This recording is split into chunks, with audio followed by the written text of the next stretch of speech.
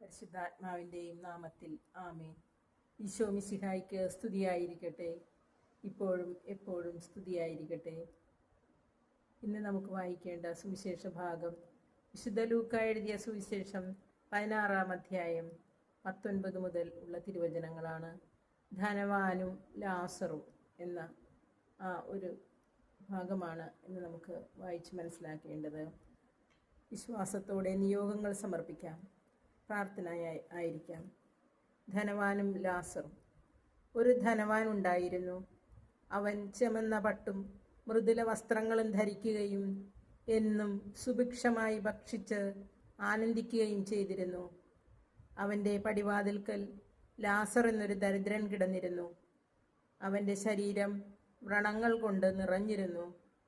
ധനവാന്റെ മേശയിൽ നിന്ന് വീണിരുന്നവ കൊണ്ട് വിശപ്പടക്കാൻ അവൻ ആഗ്രഹിച്ചു. നായ്ക്കൾ വന്ന് അവൻ്റെ വ്രണങ്ങൾ നക്കിയിരുന്നു. ആ ദരിദ്രൻ മരിച്ചു. ദൈവദൂതന്മാർ അവനെ അബ്രഹാത്തിന്റെ മടിയിലേക്ക് സംവഹിച്ചു. ആ ധനികനും മരിച്ചടക്കപ്പെട്ടു. അവൻ നരകത്തിൽ പീഡിപ്പിക്കപ്പെടുമ്പോൾ കണ്ണുകൾ ഉയർത്തി നോക്കി. ദൂരെ അബ്രാഹത്തെയും അവൻ്റെ മടിയിൽ ലാസറിനെയും കണ്ടു. അവൻ വിളിച്ചു പറഞ്ഞു, പിതാവായ അബ്രാഹാമേ, എന്നിൽ കനിയണമേ. തൻ്റെ വിരൽത്തുമ്പ് വെള്ളത്തിൽ മുക്കി എൻ്റെ നാവ് തണുപ്പിക്കാനായി ലാസറിനെ അയക്കണമേ. ഞാൻ ഈ അഗ്നിജ്വാലയിൽ കിടന്ന് യാതന അനുഭവിക്കുന്നു. അബ്രാഹം പറഞ്ഞു, മകനെ, നീ ഓർമ്മിക്കുക, നിനക്ക് ജീവിതകാലത്ത് എല്ലാ സുഖസൗകര്യങ്ങളും ലഭിച്ചിരുന്നു. ലാസറിനോ കഷ്ടതകളും. ഇപ്പോൾ അവൻ ഇവിടെ ആനന്ദിക്കുകയും നീ വേദന അനുഭവിക്കുകയും ചെയ്യുന്നു.